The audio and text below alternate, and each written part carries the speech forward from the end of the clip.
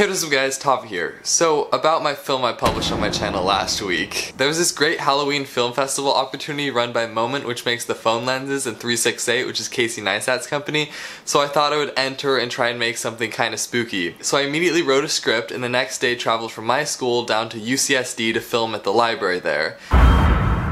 However, when I got there, everything that could go wrong did go wrong. You can't see anything? Okay, we need cover. Pull out the book again. Hold up, I just got a low battery warning. Library is now closed. Okay, we need this right here. Yeah, that did not work. Okay, go. No, we need more. I gotta get in your shot. Should I turn around and do it again? Yeah.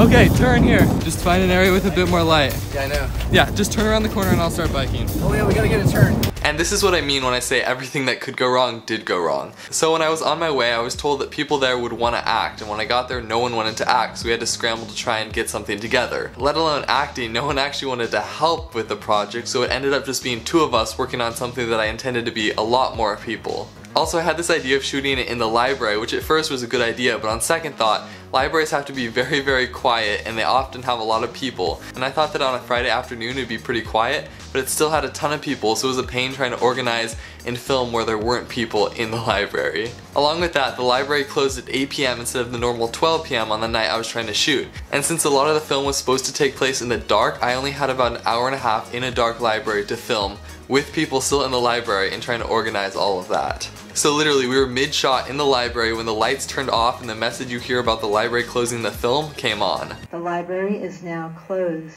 Please exit the library immediately.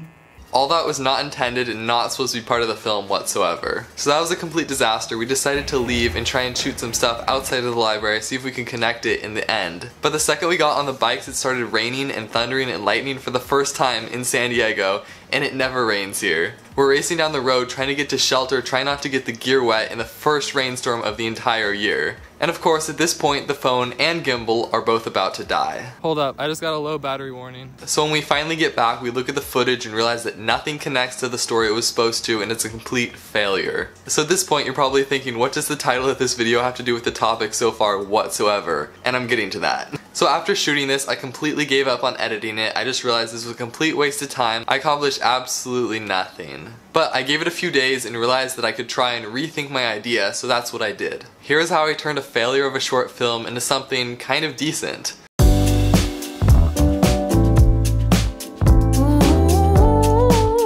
So the first thing I realized is that I wrote the script in chronological order, meaning that the things start at the beginning and end at the end and go directly through that pattern. But when I looked at what footage I had, I realized there are giant gaps missing in the middle of that, and so it's not going to work at all to do it in chronological order because there will be big plot holes. So I realized the only thing I could do is intersperse the past with the present by interspersing those bike shots in between the scenes that we did have.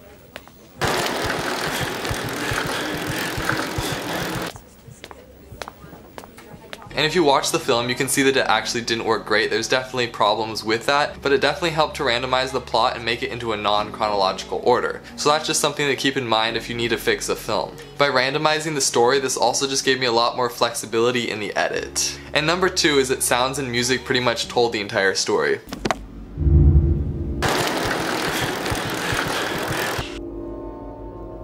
With any horror or thriller type movie, you're going to have a lot of sounds anyway, but this is especially relevant in something where it didn't really work out and you need to fix it. So something that I actually added in the second go around, it wasn't actually intentional the first time, was adding footsteps and a heart rate to those shots where the gimbal's kind of moving in on our subject to show that someone's watching them. This is the only logical step that I could see to try and connect the footage that I have with the story that I want to tell. Along with this, I made sure that the shots of the character biking were very rich with a lot of different layers of sound. I think I used 5 or 6 actually in the final product, and this just makes the project deeper. And also adding ambient sound or music is very important in telling the plot. So I know that's not a lot and those are just 2 tips, but if you think you have failed in making a movie, give it a few days, come back, and see if you can rethink the story in a non-chronological order or just mix up the plot and forget what you originally wrote and try and remake it. Start with the beginning and end and fill in the plot in between.